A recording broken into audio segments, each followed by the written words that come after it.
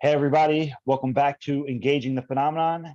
And again, returning as also highly requested by everybody in the audience, we have again with us Dr. Joseph Burkes. Welcome, Joe. Thanks for having me on again.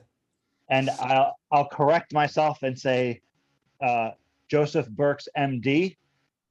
And today we're going to be covering something which I think is a very important topic in what Joe would call the contact underground, or the history of modern contact work. And that's Mission Rahma. And I'm first going to relay just a very initial kind of introduction to Rahma as based in Sixto Powells' English transcribed book called The Invitation. And then Dr. Joe is going to follow up in regards to an article that was portrayed as very accurate. So just there's a book. I think it's one of the only English translated books by Sixto Powells. I think it's one of two into English. It's called The Invitation. And that book describes the early beginning and the early mission and some of the early activity that Mission Rahma had. So Mission Rahma is a group from Lima, Peru, who is doing contact work, what we in the United States or other countries might recognize as CE5, but, contact work. And Sixto Powells has a very interesting story in how he got involved in contact work. I believe he was in his late teens or early 20s. And his father was actually somewhat of a ufologist in South America and would organize conferences or attend conferences to speak at. But his father, from what I understand, was somewhat of a nuts and bolts ufologist, reporting on, investigating and reporting different UFO cases.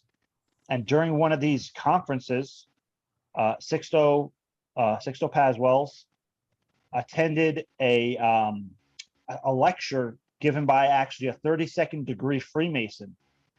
And the entire lecture was on telepathically communicating with non-human intelligence. I actually found it pretty interesting that this is being taught by a 32nd degree Freemason. But nonetheless, Sixto Powells attended this lecture and received some of these instructions and studied it. And he went home after that. And Sixto Powells had also mentioned he was into Hatha yoga. So he was familiar with meditation and concentration exercise.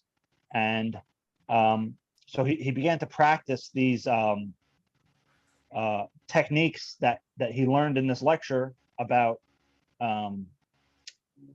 telepathically communicating with non-human intelligence. And from there, I believe even in the first session, he began, or shortly after, he began automatic writing. And during these automatic writing, he would get very interesting answers and responses. And he was sitting around with his family, and they started asking him questions, from this non-human intelligence, through Sixto doing the automatic writing. And Sixto was able to respond in some pretty surprising ways, by communicating with this non-human intelligence. Up until the point where they said, okay, where can we see you? Or let's, have an encounter. And so Sixto was able to name a date, a location, and a time through this automatic writing and alleged telepathic communication. And sure enough, Sixto and some of his family and friends went to the location, and I believe it was like something like 10 p.m. at night when the sighting was supposed to occur. A hamburger shaped, or almost like a disc shaped object appeared, and it came quite low. Everybody freaked out and kind of ran. And that was some of the beginning contact experiences they began to have. But Dr. Joe, from your article, what do you got?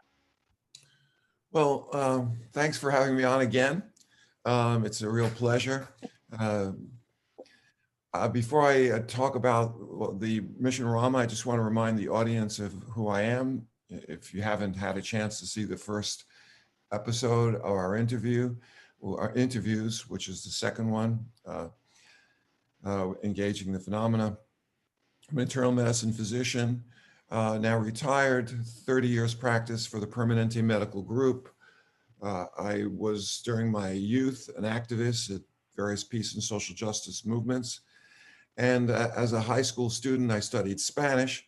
So I got very much involved in support work during the 60s and 70s, support work for the movements of social change in Latin America. When I was 19, I traveled to Mexico, was there for 2.5 months. This was a very trying time in Mexican history because the Olympics occurred in 1968, and there were massive demonstrations against the government. And in the Plaza of the Three Cultures, La Plaza de las Tres Culturas, the army unleashed machine guns against an unarmed crowd. Well, I shouldn't say that. There were some people armed in the crowd. And about 400 students, workers, were gunned down right in the middle of Mexico City. It was a terrible event. So as a teenager, I was doing support work, traveling to Latin America. In 1969, I traveled to Guatemala. And being an anti-Vietnam War activist and a civil rights and labor support activist, I've identified with the struggle of the young people in Latin America to try to reform their countries and create social justice. So that's how I got involved in Latin America. When I became a contact activist, and which we talked about in some detail during the previous interview, I heard about Mission Rahma through a very important person, Giovanni Piensenza. In 1993, the CE5 network had a 3-day in-depth workshop right outside Phoenix, in about 60 miles, in a place called Ropes and Mining World. And Giorgio Piensenza, a young man, and I would say he probably was in his late 20s, early 30s. He was a businessman who had established an import-export business, flying from Lima, Peru, to Miami. And he was a friend of Rahma. He had a sighting when he was, I guess, a teenager in 1974 and 75, just a year after Mission Rahma was established. And he played a very important role because he was flying back and forth to the United States as liaison between Mission Rahma and the North American Contact Network that was formed in the early 1990s. And so I got a chance to learn about Mission Rahma through Giorgio Piensenza. He described their amazing encounters starting in 1974. And Joe Vallejo, who was a 747 pilot, now retired from United Airlines, he had family in Miami. So he was on my contact team, one of the 2 pilots on our CE5 contact teams operating out of Los Angeles in the early 1990s. So I had Captain Joe Vallejo playing a very important liaison role. So I got to meet Mission Rahma activists in 1993. I was then an organizer for the CE5 initiative and doing workshops and facilitating other working groups coming into the field. And I traveled to the American Public Health Association meeting in 1992, that was in Washington, DC, and actually set up a CE5 network, or CSETI, Center for the Study of Extraterrestrial Intelligence booth. And I recruited healthcare workers into our network by right there in the middle of the American Public Health Association's pavilion with thousands of health workers and professionals showing videos and of UFOs and asking people to join our efforts. And a number of physicians and healthcare workers did join the network. And in 1993, we held our American Public Health Association meeting in San Francisco. So again, I set up a CE5 network a booth and showing videos. And I got to meet a very important individual, Fernando Limaco. He was a retired dental surgeon who was part of the second wave of Rahma activists. And he brought to me an article that was published in a UFO library magazine. That's a newspaper, I should say a magazine, that is no longer in publication, but it had details concerning the formation of Mission Rahma, which I'd like to talk to you about. So with that as a background of my interest in Latin America, how I got to know of Mission Rahma through Giovanni Piensenza and my friend Captain Joe Vallejo, I met this very powerful, very spiritually enlightened individual, Dr. Limaco. Do you have any questions for me at this point? No, that's great. And again, just so people understand, Mission Rahma is a group of contact workers or contact activists in the early 1970s, essentially doing the same thing that, or you know, in their own way, as the CE5 initiative had started in the 1990s. So I just want people to realize that this is beginning 20 years before Dr. Greer came on the scene publicly with the CE5 initiative. I just want to lay that down as a kind of preface. So go ahead, Dr. Joe. Okay, so the article was published in this obscure magazine, UFO Library magazine, but it was written by a very important person, Yolanda Marcino. And she, a Peruvian contact worker and leader of, she was at one time a leader of Mission Rahma in the United States. And the story I'm going to share with you is based on that library magazine, UFO Library magazine. And just as we've just heard, James told us that Rahma got its start in 1974 in Lima, Peru. Now we should say a little bit about Lima. It's a city on the coast of Peru. It's the capital of Peru. Peru is the third largest country in South America after Brazil and Argentina. Peru is the largest landmass. It's also had a big population of 15 million people back in the 1970s. Now they have over 30 million people in the country. It's a place of tremendous diversity. Along the coast, which is on the Pacific Ocean, you have dry, arid desert. Moisture coming in from the Pacific Ocean hits the Andes, and Lima, Peru is elevated off the coast. And then you have tropical rainforests on the eastern slopes going down into Brazil, and you have high desert locations, sort of like the United States. And then you've got extremely mountainous areas, the peaks of the Andes Mountain going up over 17,000 feet.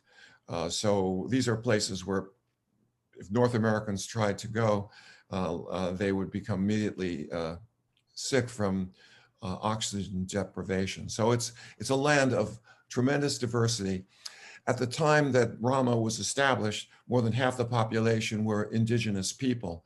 They have their own language, I should say languages, Quechuan, and they are the descendants of the Incas, which was the largest ancient civilization in the New World that was conquered by the Pizarro and his murderous gang of invaders in the mid-16th century. So they have a long history of indigenous people and their culture, and the population is mixed. North America, I should say Europeans, and mixing with indigenous people, mestizos, as they call them in Spanish. So with that little background about Peruvian culture and people, I'll tell what I know about the events that James shared with you. Yes, Garcia Wells, Sixto Wells' father, was an avid ufologist. In 1974, he had this conference, which you heard about, And one of the presentations was about the possibility of contact extraterrestrials through consciousness, mind, telepathy, and automatic writing was what Sixto Powells, who was, as you heard, a young university student, late teens, early 20s. And he was excited about the prospect. He was already a practitioner of yoga.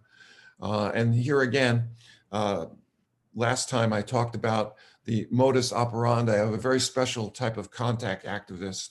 I call them prime contactees. Definitely Sixto Powells was one. And the prime contactees are people, young people, primarily the ones that I've worked with are men, but there are many women as well. They are recruited by UFO intelligence as either teenagers or in their early 20s. Typically with minimal adult supervision, they develop consciousness techniques that allows them to establish, shall we say, a link between themselves and universal mind or consciousness in its most unbounded form. And with this talent, this psi capability that comes from deep meditation, they're able to establish telepathic communication. Well, Sixto decided he'd give it a try. And it was on January 22nd, 1974, when, with his mom present and a few family members, went into deep meditation and reached out to UFO intelligences. He had a pad by his hand, at his hands, writing pad, and within a few moments after he achieved this state of unbounded mind, he felt his hand moving across the piece of paper. After a while, well, after it was initially just scribble scrabble, but after a while he felt a consciousness that was not his own take over control of his writing hand, and he started writing, and he established contact with a being that in his mind's eye appeared to be a middle-aged man with some Asian features, sitting at a white desk with his hands on his forehead like this. And the being identified himself as Oxalt. And through this telepathic communication, Oxalt communicated to him that he was an extraterrestrial being, and he was communicating to Sixto from what we would call Ganymede, which is a Jovian moon, the largest moon, the Galilean moons of Jupiter. And allegedly, Oxalt was there communicating via telepathy to Sixto Powells in Lima, Peru. Well, this was quite a shocking experience. Sixto wasn't quite sure what to make of it, according to the article. And so his mom and his sister arranged to have a family get-together in their home where they'd give Sixto a chance to do it again. So again, and this was on, well, it was, I think it was on the first week of February, 1974, with friends of the family there, many young people. He went into a trance, and again, Oxalt communicated to them via automatic writing. And just as James mentioned to you, people in the audience, there in the Sixto Powells' home, they got a chance to ask questions to the alleged ET Oxalt, and Sixto was channeling and writing down the answers to their questions. At first, they posed questions to him meant by verbally, but later on in that session, they actually posed the questions to Oxalt telepathically, where they would think of questions, and Sixto Powells would receive the answers to those telepathically transmitted questions, communicating it all out in automatic writing. One particular communication was of significance. There was a somewhat skeptical woman in the audience, a young woman, who telepathically communicated that she wanted, if this ET was real, she wanted him to tell her the name of the book that she was reading and to give the page that she was on. And after that thought was transmitted, Sixto Powells, writing automatically, not only described not only named the book, correctly identified the page that she was on, but also gave back to the somewhat skeptical woman in the audience what her feelings were about the book she was reading. So there was no doubt in their minds at that point that they had genuine communication with a non-human intelligence that was totally telepathic.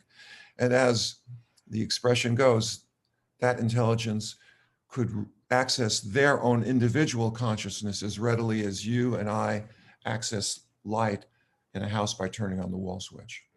So, but they still had doubts as to who this being was. And so they said, can you arrange a meeting? And a meeting was arranged on February 7th, 1974. It was located in a place about 60 kilometers south of Lima, in a place called Chilca, which is in the desert adjacent to the Pacific Ocean. And a group of 7 young contact workers who were practicing yoga and who had been instructed to carry out meditation and eat vegetarian food, which is another thing we're going to get into. The most advanced elements of the contact network are pretty much totally vegan. And this is an important point because people have often asked, why did Sixto Powells and the Mission Rahma have such high-level contacts from the very beginning, and other contact networks 20 years later still have not achieved such success. So we can get into the high level of spiritual development that occurred within the Rahma network, one part of which was vegetarianism. So as James described it, February 7th, 1974, a contact team of 7 out in Chilca, and sure enough, the hamburger-shaped UFO appeared around 9 o'clock at night. It flew. First, they thought it was the moon, but then as it came closer, they saw it was a saucer-shaped craft. And the young people were not quite prepared. They were very apprehensive. The craft hovered overhead and beamed the light down on the team, but was there for about 15 minutes. But they were instructed telepathically through Sixto Powells doing his automatic writing that they really needed to build themselves spiritually, do more meditation, and prepare properly for the next encounter. So, James, do you have any questions? You'd like to add anything from the book? No, sure. Is that where the article ends? No, the article. This is just the beginning. Oh, okay. Oh, wow. Okay. Sure. And I'm hoping we have no limit on time, I'm told. So I'm going to, if it's okay, to go through the details that was the history, the intimate history of the early days of Mission Rahma, because what Mission Rahma became was eventually, through emigration, a worldwide network of contact workers. When I made contact with Rahma in 1993, the article that I quoted just came out. They had claimed that there were over 25,000 individual encounters with extraterrestrial intelligence throughout the Rahma network. This was now almost 20 years into their mission. By now, given basically, it's now 50 years of contact experience, or I should say over 40 years of contact work. The numbers are probably in the hundreds of thousands of individuals going out and doing what we call field work, or what these they call encuentros programos, programmed encounters. Probably hundreds of thousands of individual contact experiences have occurred. So this is why it's of great importance for people who are interested in this subject, contact with non-human intelligence of a presumed extraterrestrial nature, to know the intimate details of this amazing network of very inspired, who initially were young people, and now They're gray hairs like me, but still interested in the subject. Yeah, and just so people have are familiar that Rama has used this term program sightings or programmed encounters. Can you describe what a programmed encounter is? Yes. What it is a meeting, an encounter. It's an arranged interchange where humans receive messages from the non-human intelligences, and they do it primarily in the early days via automatic writings. And the term used for people within the Rama network who are particularly psi capability, the term is antennas. Antennas, you know? And so what Rama people do is that they find psi talented individuals, and they have usually at least one and better two or three within any contact team or a small network. When two or three of them all receive the same message as to a time and a place of the encounter that's to be scheduled, then the Rama people know that information is solid.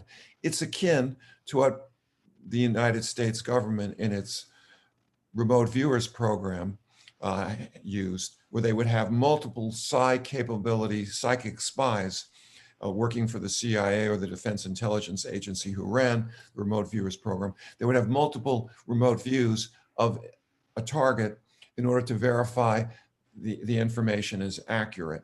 And so these Rama contact network activists would be independently receiving information, and then when they would correlate the information when it was correct, the same, they knew that that encounter was to be scheduled. So that's how they programmed or scheduled these events. So after this February 7th, 1994 first encounter, young people redoubled their efforts, meditation, vegetarianism. They were also told that they should prepare to fast or eat light meals before they go out into the field, because this also facilitates telepathic communication with the alleged ETs.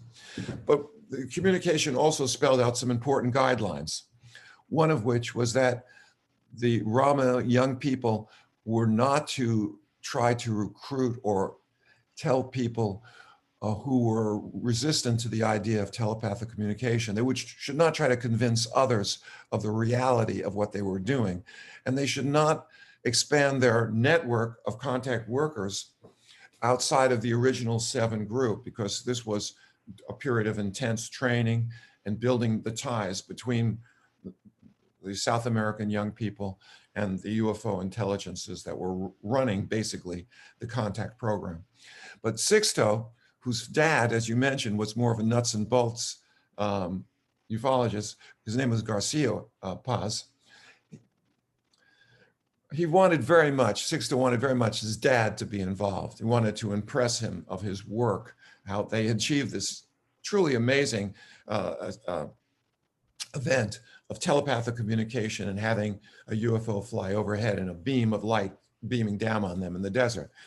So against their initial instructions, they were able to negotiate with the alleged ETs that, okay, Garcia Wells, their dad, was allowed to go out into the field with him, but nobody else. So on the following week, February 14th, 1974, the Rama team, 7 young people were in place. They were meditating, saw a distant light.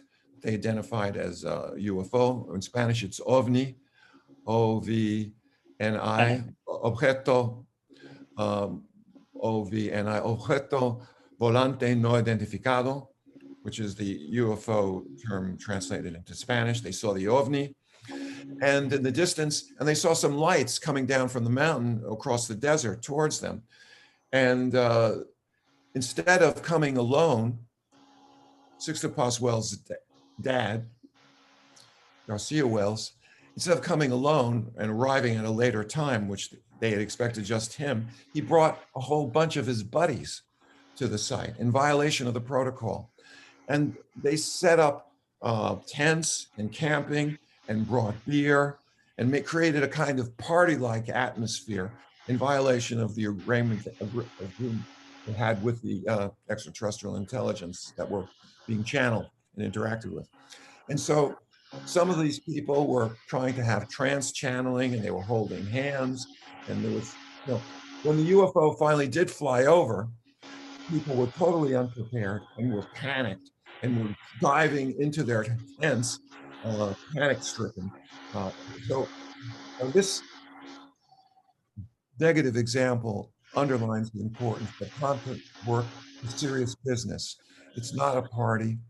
It's something that needs to be carried out according to protocol and with discipline and high intentions, very high ideals, in order to be successful on an ongoing long-term basis. So I'll stop for a moment. Yeah, sure. And yeah, so I want to emphasize here that they weren't just receiving messages. These communications were leading to physical encounters.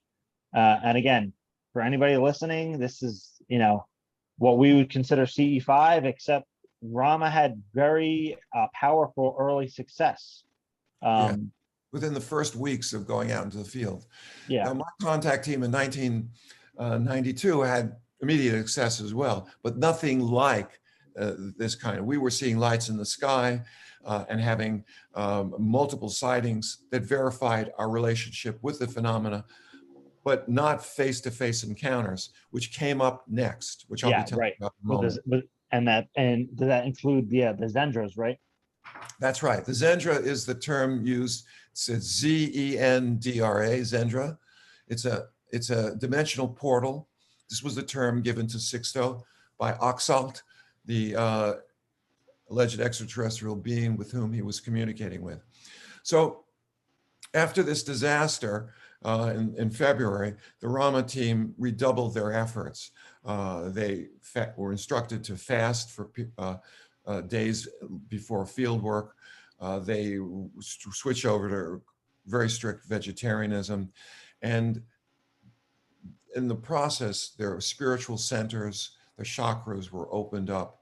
And this was a spiritual development in the Rahma network was a very important part of their program. When I first met the Rahma people, I actually thought they were a bunch of priests, because that's the kind of high spiritual energy they have. Yeah, well, I also want to interject just very quickly and say,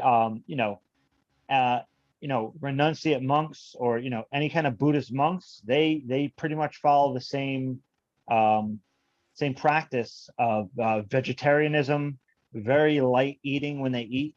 And if you go on any kind of Vipassana or Buddhist meditation retreat, you're actually asked to do the same things. You eat a vegetarian diet and you eat very lightly even when you do eat, and you're doing hours of meditation throughout the entire day for at least 10 days. Right, exactly. And I should bring it back to the CE5 network, which is where I cut my teeth on contact work back in the 90s. And although Rahma has their protocols, which are very advanced, I should put in that the CE5 network had protocols as well, but it was more limited, and that was prohibitions against smoking, bringing alcohol beverages or any kind of street drugs to our contact work, and no firearms. This was a rule. This is especially important because the United States, we've got hundreds of millions of weapons, and it's very important that we follow basic safety guidelines, as well as of giving the activity the respect that it warrants by not drinking or not having street drugs and not creating a party-like atmosphere, which back in 1974 led to a disastrous encounter with Sixto Powells and his father, Garcia Paz. Yeah, and you also want to have a clear, coherent mind, individually and with a group. And if you're messing around like that, it's gonna not be the proper coherent atmosphere. Number one, and number two, on another level, it's going to dismantle your credibility saying, oh, you were just drunk or high or whatever it is. And, Yes. you can't be so sure of yourself how that's influencing your subjective experience. Right. Very Right. good points. And, so let's go on from there to. Right. So what happened was the face-to-face encounter several months later in July, I believe, of 1974, another meeting was arranged. Again, a small group of the original contact team got the message to go out into the desert. In Chilca, there's a place called La Mina. It means in Spanish, the mine, in English translation, La Mina. And so their destination was some distance from where they parked their vehicles. And as this group of young people were going to the mine, Sixto Powells, in the darkness, got separated from his companions. And according to this UFO Library Magazine report, which was verified by Yolanda Marcino, I should say was authored by Yolanda Marcino and was verified as accurate by the contact Rahma activists that I met with in the 90s. According to this report, as he's walking through the desert, separated from his team, he sees a light in the distance, and he thought, oh my goodness, that's my companions, compañeros in Spanish, comrades. So he starts heading towards the light, but as he gets closer, he sees a man, the shape of a man, emerge out of the light, and he becomes frightened, and he wants to run away, but a strange paralysis comes over him, and telepathically, he receives the message, come, venga. And he was able to overcome his fear. The paralysis was removed, and he walked towards the light, where he got to meet Oxalt, who was described as a tall man, 6'2", with white blonde hair coming down to his shoulders, powerful oriental features, slanted eyes. And Oxalt explained to him that he was going to enter into a dimensional portal. At that point, Sixto Powells became very light. He felt like his body was being dissolved, felt heat racing through his neck and his head. And all of a sudden, he found himself in a place that was not Chilca on the Peruvian coast. He was in a different type of environment, an earthly environment. He was told by Oxalt that this was an ET base on the moon of Jupiter called, what we call Ganymede, and they call Morlin, M-O-R-L-E-N, Morlin. This was allegedly a base that had been established initially for mining operations thousands of years before.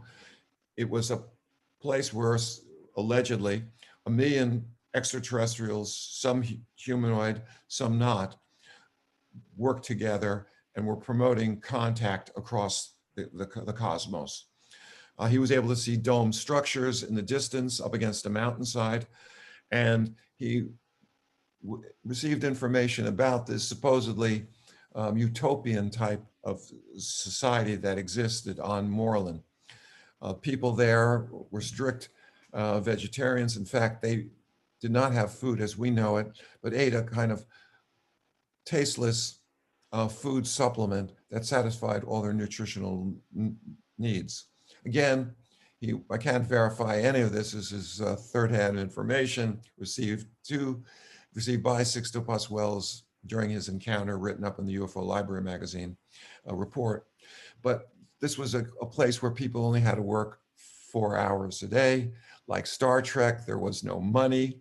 They spent much time in spiritual pursuits and guided meditation.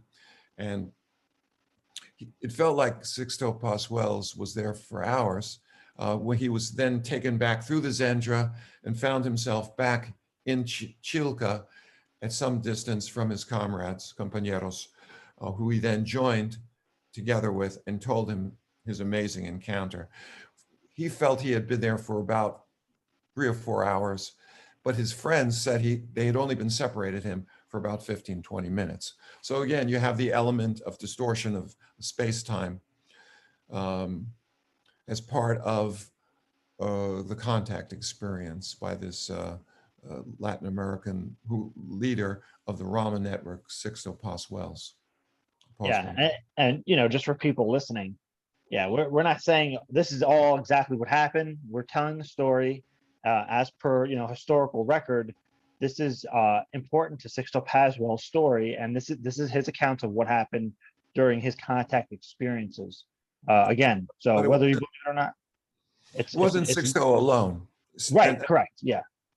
You know, the Rahma contact network.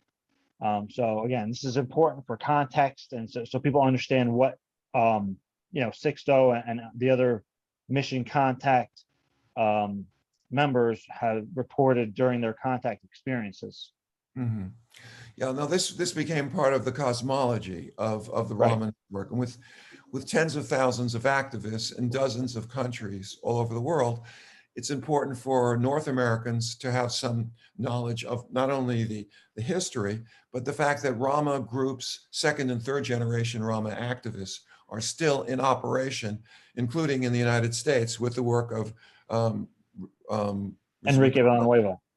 Enrique Villanueva, and also Ricardo Gonzalez. Yes. Some of the people in the audience, perhaps watching this interview, have done field work with them, as I have. And so this is important background information of how the North American and the South American contact networks met.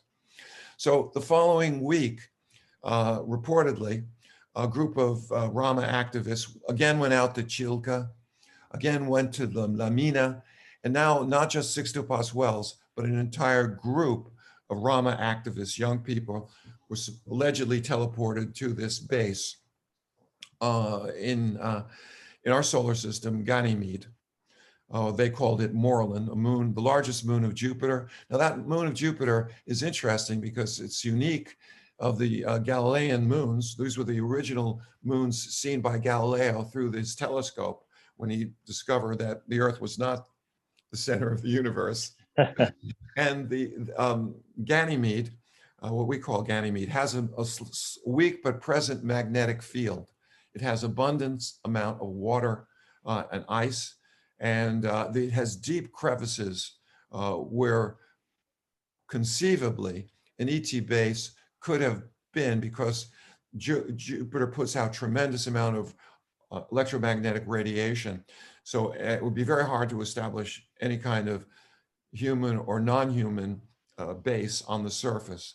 So from Sixto Powell's description, it sounded like they were, if this event actually occurred as he described, they were underground, shielded from the radiation on the surface of the planet. Now, another rumor that I should add is that I have a friend, Ralph Steiner.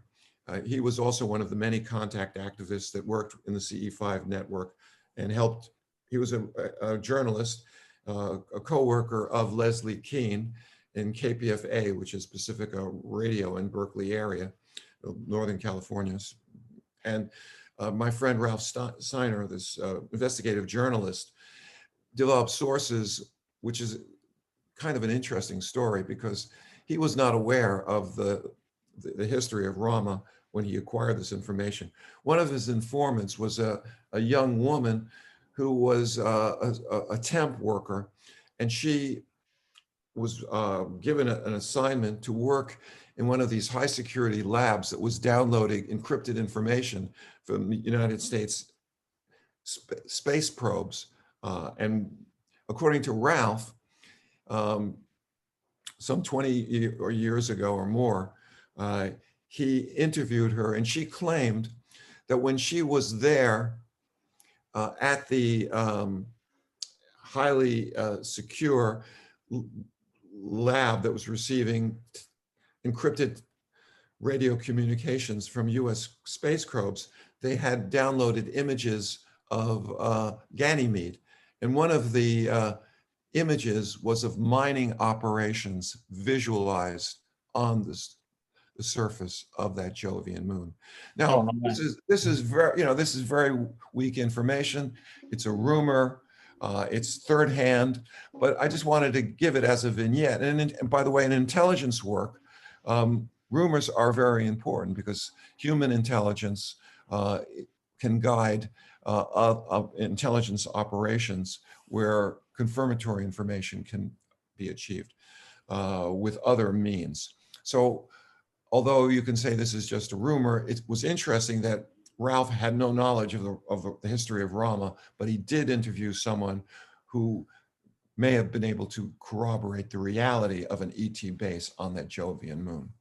Yeah. Now, I begged Ralph to get me access to that young woman. Well, but he said no, he would not reveal his source. So I could never verify the details of her employment, the specific facility that she worked in. But it's an interesting story that suggests there might be a reality to this ET base.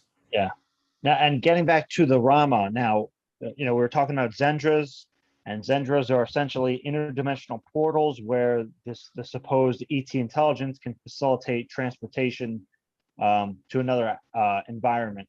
Teleportation. And, yeah. So, and Sixto first went through a zendra with Oxalt, and now you're saying the second time he's going with the entire group. That's right. The second time, a week later, this is the summer of 1974, multiple young people were taken to Ganymede. Reportedly, they were brought before a council of 24 elders. On the walls of this enormous meeting hall, there was symbols that looked like Chinese ideograms, but over the main stage were these 24 elders, senior ETs, some of whom were clearly not human, sat. There was a symbol of Star of David and a trident. And that image became the logo for the Rahma network, which you can see on some of their literature going back into the 70s. Yeah. So this was reportedly a multiply witness event of teleportation off the Earth's surface to another environment. Now, in later programs, when I talk about the virtual experience model, I'll give an alternate explanation for what I believe may have happened to the Rahma people. I'm not convinced on the basis of this story alone that they were truly transported to the moon in our solar system. But I believe, given the track record of Rahma, I think that it's likely that those people who came back with the story of their group encounter, this was the truth as they knew it. It was not a fabrication. Okay, and Joe, I hate to do this to you, but just in a few seconds, can you explain the virtual hypothesis? What you think they just very, very, very quickly. Okay, so let me. We're going to get into this in great detail, perhaps in future interviews. Yeah. What happened to me was that in the course of field work, during the first 5 years of my interest in UFOs, the intelligence behind the phenomena took me through a series of contact experiences where they actually showed me how they create illusions as a mechanism of contact. And so I've developed a schema called the virtual experience model. The virtual experience of the first kind is a holographic type of projection in the sky that appears to be an object, but has no solid structure. Or it can be an image that's projected into the occipital lobe of the witnesses so that one person will see the UFO and other people there will not. So this comes out of actual field investigations during the 1990s. A virtual experience of the second kind is a kind of virtual reality where the consciousness of an individual is captured by the intelligence. And it seems just like in the movie Matrix, more real than real. But they do not, the encounter occurs not in a physical reality, but in a kind of Matrix-like reality, where at the level of consciousness, there's an interaction. You want to call it virtual reality, you want to call Matrix-like reality, but it seems very real and can be confusing to the experiencer, who then goes away from the experience saying, I've been on board spacecraft, and yet they've gone nowhere. Right, okay. The third virtual experience of the third kind is virtual memory, where a couple drives home at night they go to bed, and in the morning they wake up saying, my goodness, wasn't it amazing? We had that encounter, that UFO flew over us, and we had missing time. Amazing.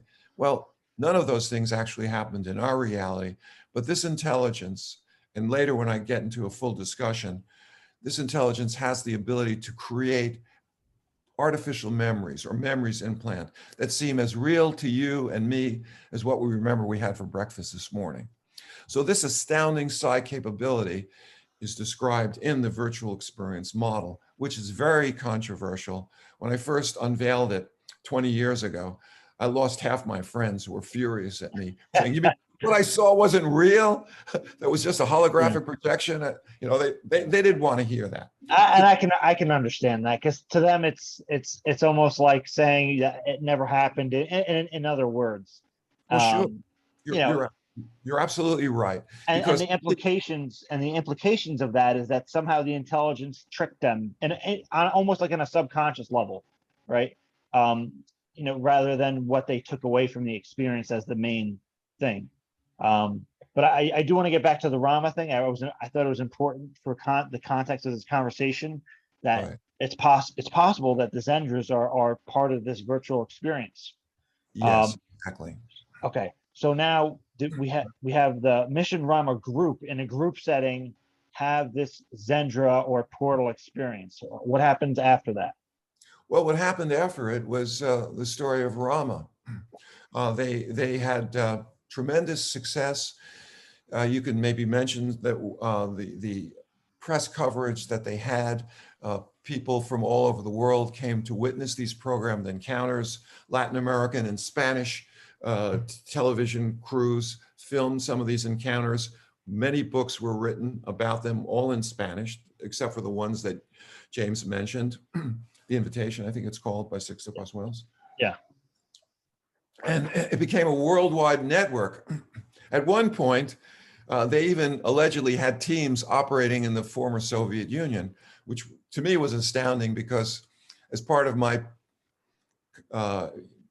physician peace work, I traveled to the former Soviet Union, and I know that that country was a goddamn police state with KGB monitoring all kinds of interactions. And yet Rama had allegedly spiritually based activists in the former Soviet Union doing contact work. So they were in Egypt, Europe, North and South America, practically everywhere. And things developed well for about 15, 20 years. And then problems started to occur. There were, as inevitably happens, there were falling outs. We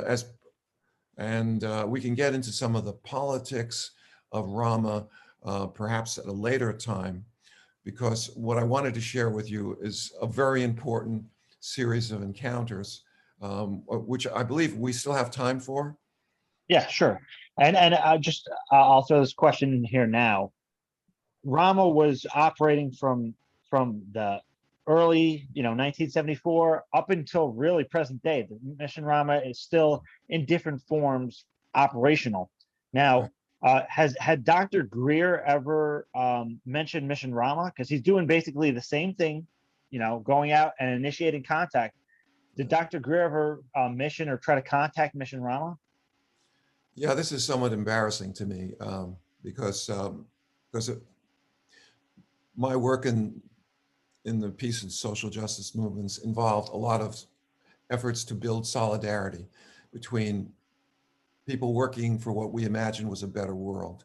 And so money, support, publicity went both ways.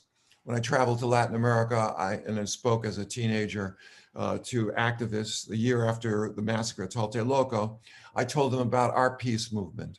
And they told me about their efforts. And we developed mutual support to make us feel that, well, we're not alone, that we have, this is a worldwide effort.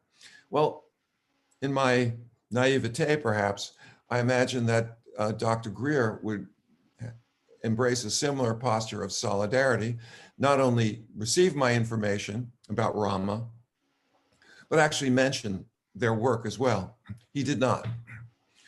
In the 5 years that I was working closely with the CSETI director. I had never heard him once refer to Mission Rahma.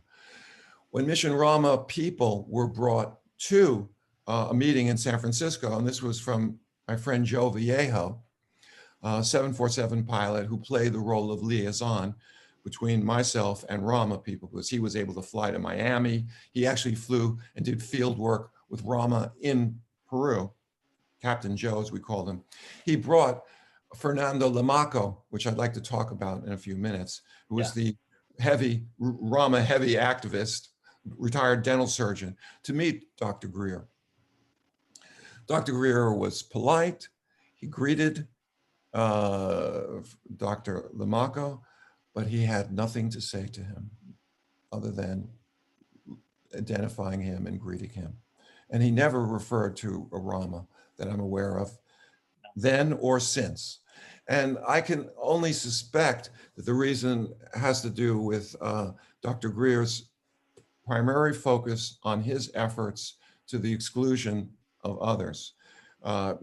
During all those years, he would repeatedly make the statement that his group, that I was a member of the board of directors in, and also as head of public education and outreach, and was empowered to speak for the organization, Center for the Study of Extraterrestrial.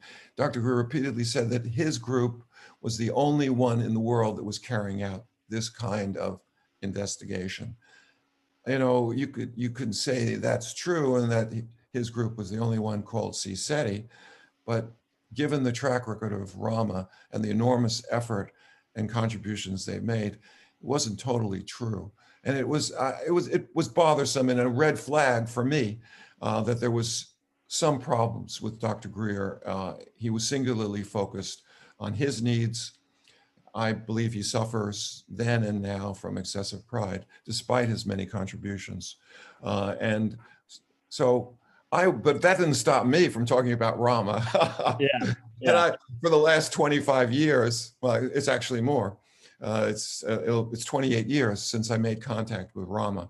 I've always told everyone about this, share this information. I encourage North American activists to meet Enrique Villanueva from Peru, and then also Ricardo Gonzalez.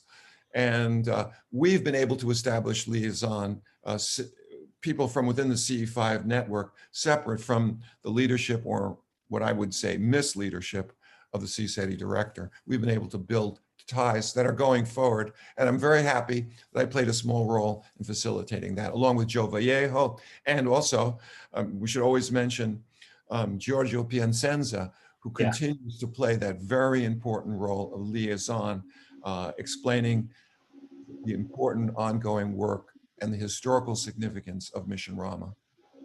Right. And I heard about Mission Rahma through you. I forget what year, maybe when we first started talking. And I started looking into it, and I was amazed that, again, the CE5, what we call it, its contact work had been going on for over 2 decades, before CSETI was established and doing CE5 field work. So, I think it's incredibly important that people are aware of this history of contact work. Did you wanted to go on and speak about a few experiences now? Yeah, let's go on, because I want to talk about Fernando Lamaco. And Fernando is a retired oral surgeon. He was born and raised in Peru, educated there. Peru went through some very terrible times in the 1970s and 80s. There was an armed uprising by a group of crazy Marxist Maoists called Sendero Luminoso. And these were rural guerrillas who followed what they imagined was the Cuban model of organizing an army of peasants to overthrow the central government. And to support their operations, they carried out terrorist attacks, killed government officials, kidnapped middle-class and wealthy people for ransom to pay for their insurrection. And it took many years of fighting to finally suppress this guerrilla uprising.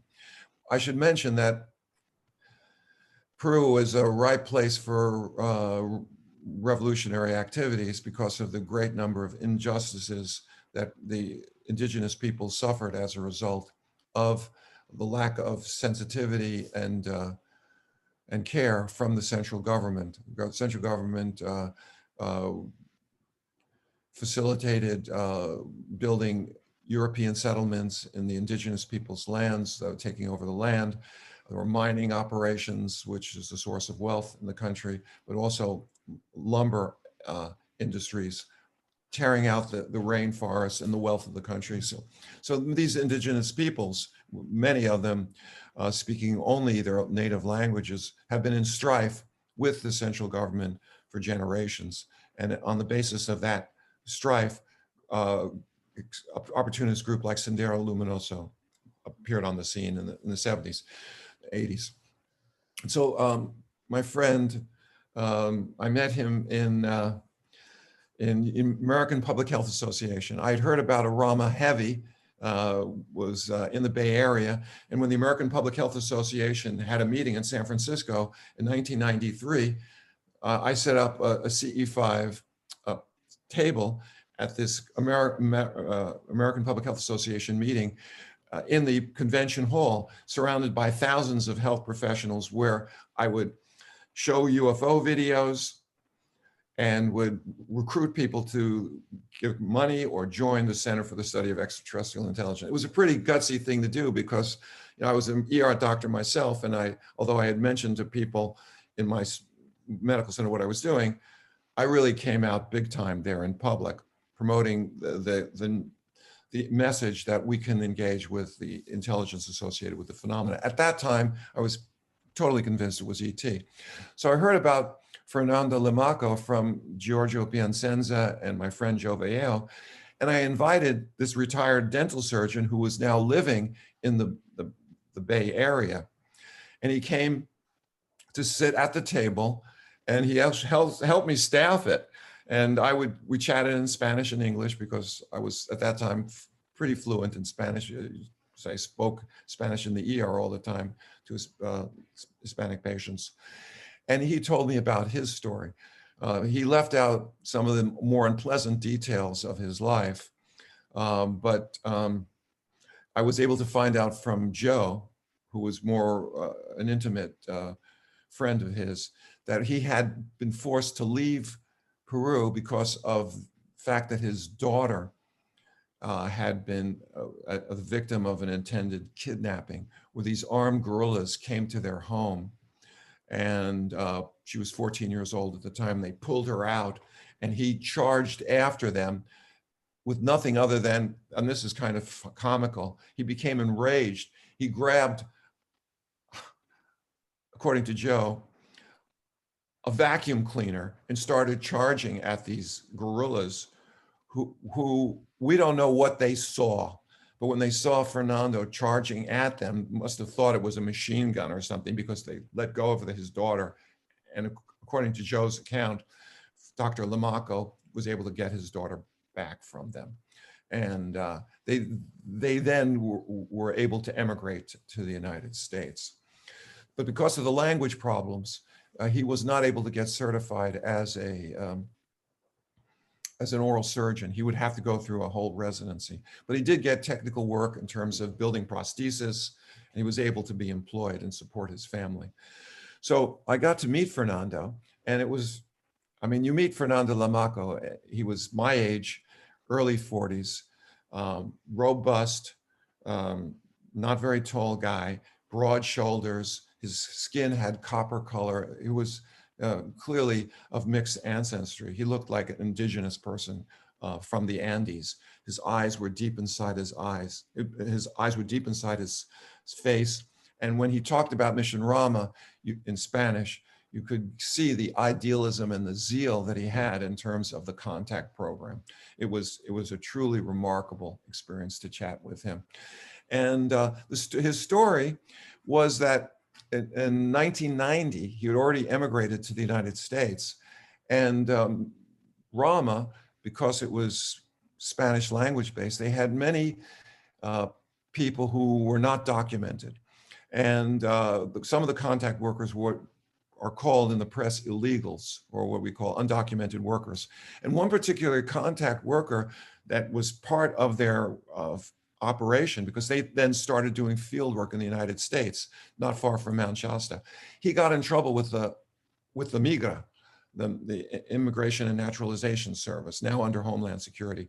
So he drove his car to the Castroville area, not far from Monterey, and he was driving there to Gilroy to meet with this Hispanic contact worker to give him information about how he could avoid being deported, because this Rahma person was under threat of deportation for illegal status. And since Fernando knew something about the process of getting legal status, he went down there to help his friend.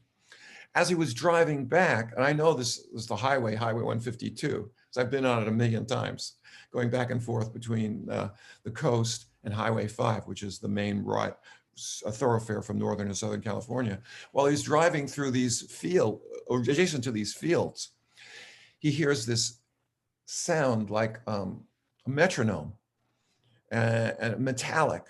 And he then is able to hear the word paititi, paititi, paititi, paititi, paititi. Now he's from Peru, but he's a city dweller, and he doesn't know what paititi means, but he hears paititi, paititi, paititi. And he looks over, and there's a flying saucer landed in the field. And he gets out and he looks at it. There's another vehicle looking at it. They watch it for a while, and I believe the saucer then leaves. And the sound still is ringing in his head, paititi, paititi, paititi. So he then finds out from the Rahma network that there's going to be an encounter in Peru. And he travels to Peru, and there is a convention of all the Rahma people from all over the world, from Central America, Brazil. There was even one guy from Egypt. And what happened was that the automatic writers, they call that psychographia is another term for automatic writing. They had people from all over the world had received the same message, that there was going to be a major encounter in Peru. It was going to take place in Paititi. And at this international meeting of Rahma activists with over 200 people present, the leadership of Rahma told them that we're going to have this encounter, and we want to know who in the crowd is willing to come forward and go to Paititi, because this place was not easy to get to. There was no roads. It was on the other side of Peru in a rainforest area where indigenous people lived, and it would be a very arduous journey to get there. And the Rahma leadership said, who's willing to go? Everybody stood up. Said, we're willing to go. Yeah. Subsequent communications, it was determined that only 6 people were going to be selected by name, and my friend Fernando Lamaco was one of them. They also found out through automatic writing that these people were the only ones who were going to go to Paititi. And if there were anyone could make it, there would be no substitutions. So of course, Sixto Powells was there, Fernando Lamaco was there. In my notes somewhere, I have the names of the other contact activists in the Rahma network who were chosen. And they set about going into the rainforest region. They brought with themselves a pup tent, a metal pot, and about 40 pounds of beans and rice, or maybe more, 50 pounds that they carried in with them. They had a guide to take them into this area because there were no roads. Some of the areas were so rough that they had to use machetes to cut their way through the brush. And they navigated not only by stars, but also by intuition, because they were, or they felt they were, in communication with the intelligence behind the phenomena that guided them. They got to a certain point, and they found that their video camera, which they had, they had just bought a fancy VH video camera with multiple batteries that were fully charged. All the video equipment stopped working because the batteries were completely drained. And they had been totally operational when they tested them before they set out on their trek into the jungle. So they buried their video equipment under a tree and, you know, marked it, and so that they would be able to find it. And they continued. At one point, several days, and it took them about a week to get to their destination. At one point, the guide said, we're not going any further. And they said, what do you mean? We're going to Paititi. And the guide, according to my friend Fernando, said, beyond this point, the people out there, pointing towards Paititi, they eat people. The story was that the indigenous people were cannibals. At least that was the story. And this guide was scared and he didn't want to go any further. But they were determined to go.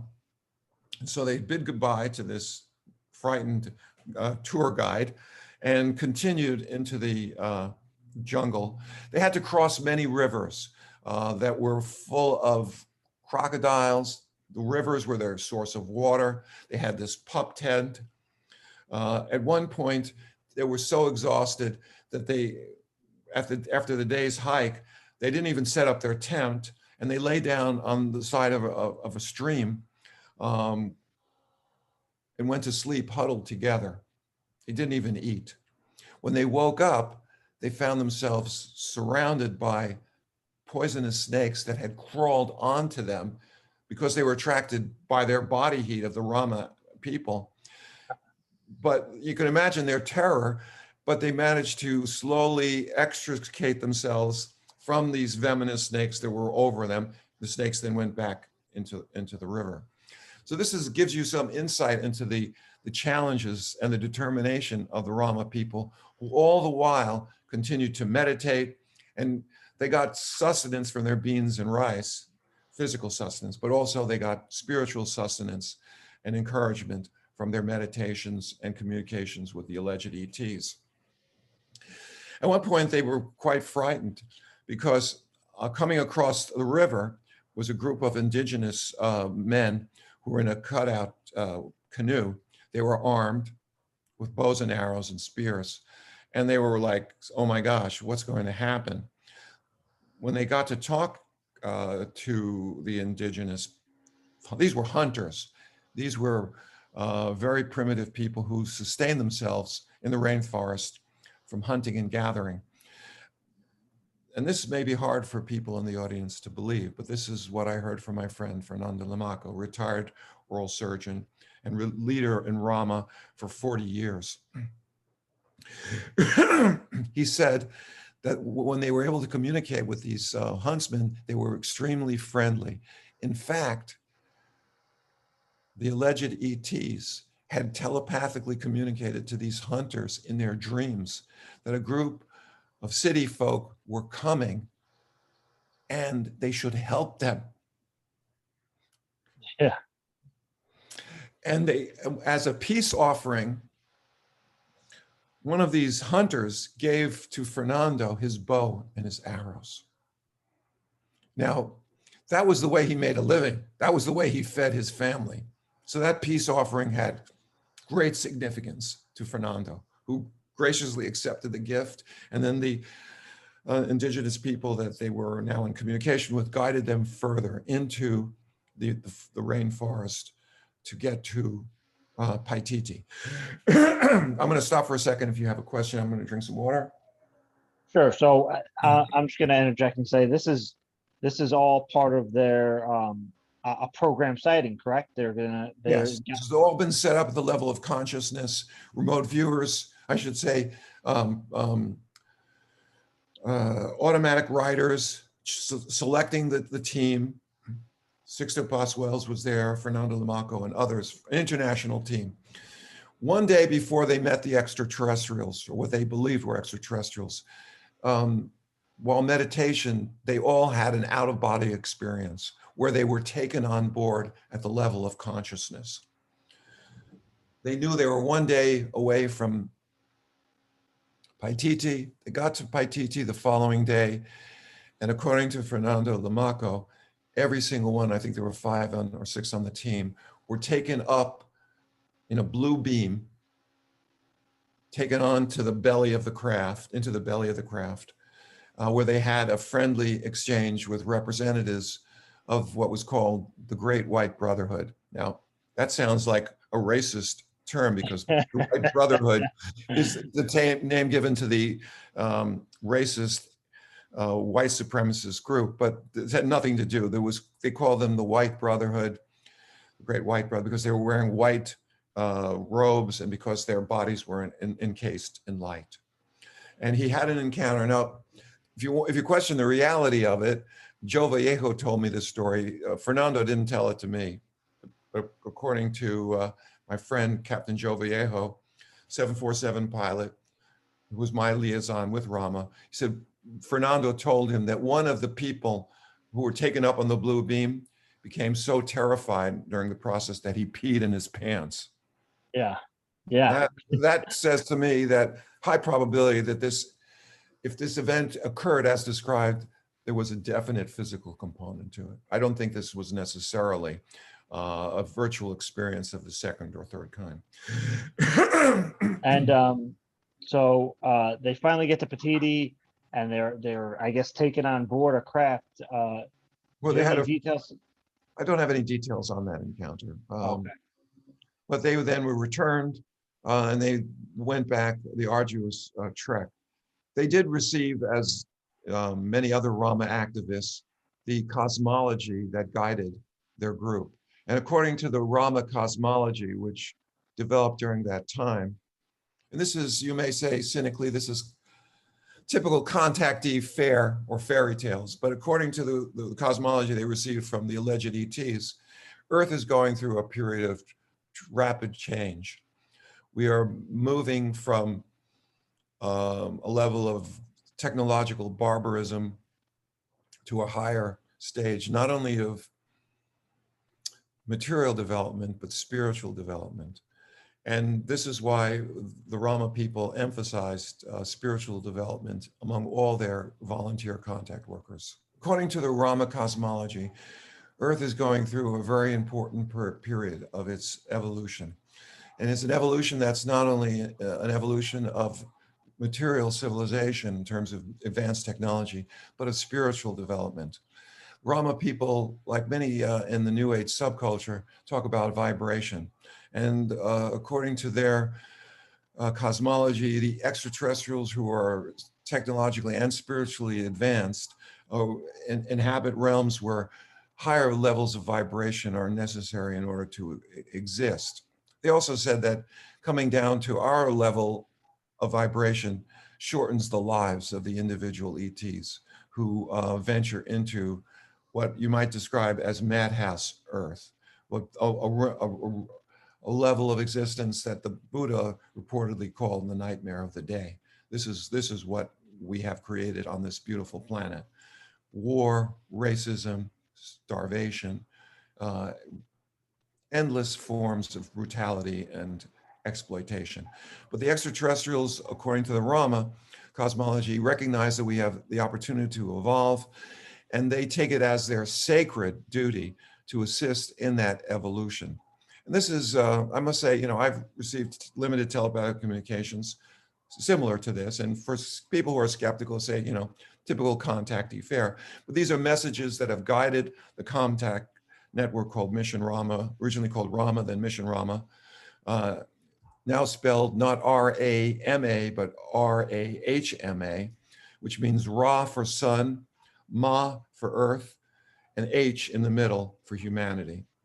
Yeah, and it's pretty remarkable how some of these similar themes come to just about any experiencer that you talk to. Right. As the same message, same impression, same communication about these very similar ideals, I guess you can say, of Earth and the potential and the kind of awakening on the planet and the potential we have to either move forward or, in some cases have catastrophes occur. Right. So they talk about this, the spiritual development of civilizations as if they were rungs on a ladder, and you climb up the ladder. And as each extraterrestrial civilization becomes more sophisticated and evolved, raises their vibration, they have a moral responsibility to assist other cultures. And there's supposedly a galactic federation, which for those Star Trek fans, you know, are part of that concept. The extraterrestrials allegedly are here to help raise our vibration, to expand our consciousness so that we can not only survive these terrible times, but to thrive. And they said that the entire galaxy of civilizations, and this might be one explanation for the multiple phenotypes that contact experiencers describe. There's dozens of different appearances of grays and reptilians and mantoids and some things that are so strange, energy beings that have no particular form. If you believe in the cosmology of Rahma, the multiple phenotypes that people are describing, phenotype is the technical term for category according to appearance, okay, phenotype. And genotype would be category according to genetic makeup. So all these different phenotypes are here because we are actually the greatest show in the galaxy. Multiple civilizations are allegedly here assisting us, not just for them, but just for us, but also for them, because according to Rahma, Earth is actually a spiritual dynamo. The potential spiritual energy of this planet, because of the large population and what we have endured, is so gigantic that if we can jump to the next level of evolutionary development, it will also allow the other civilizations that are assisting us to move up on their evolutionary ladder. Well, if you hear this kind of message again and again, eventually you believe it. And the Rahma people sincerely believed this story. And this is why they were so determined to carry out the contact work decade after decade, despite the betrayals, internal fighting.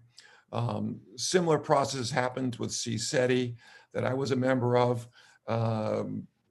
The ugly influence of money and accusations that Sixto Powells was making up stories and exaggerating.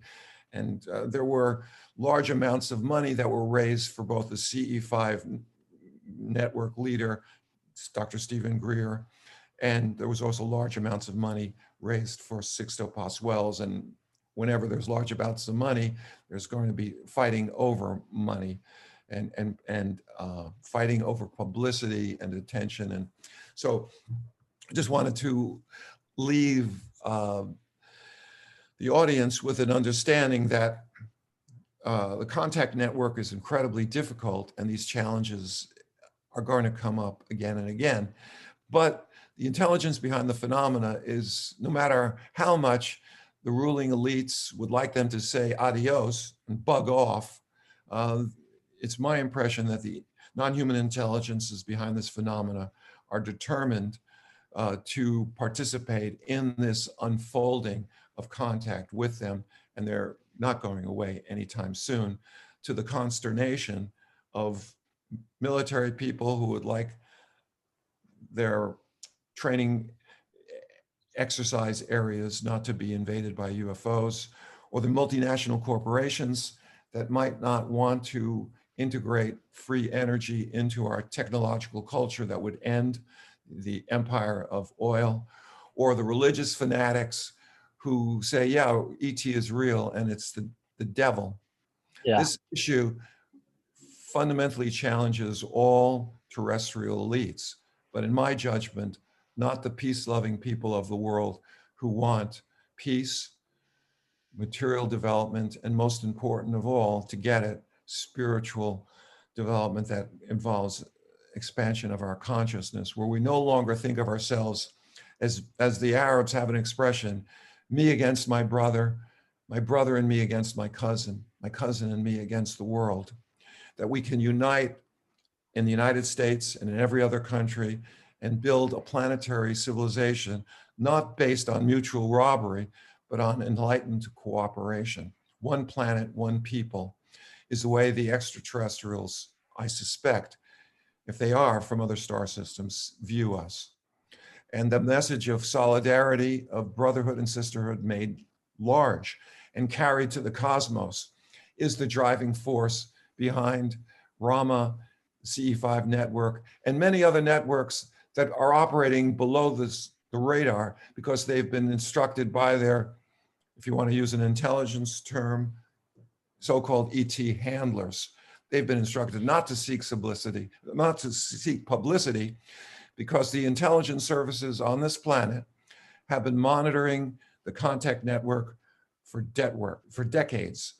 Since they cannot control the phenomena, the intelligence services follow the people around who are engaged with the phenomena.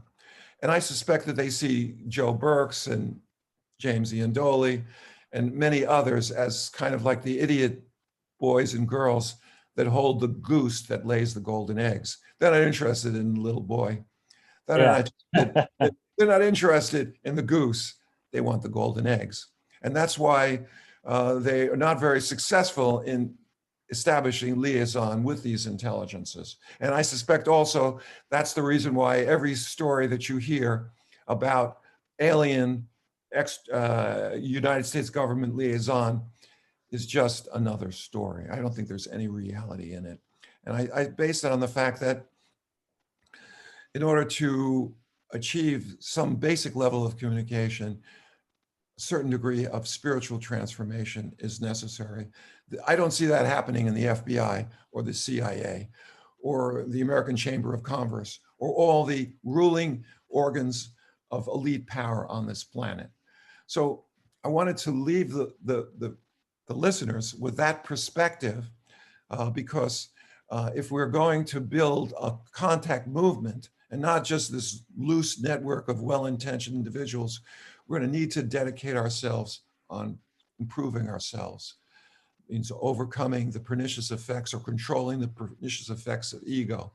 We need to identify not with our own fate, but with the fate of our planet and the fate of intelligent life in the cosmos in general. So I could go on at length about more adventures.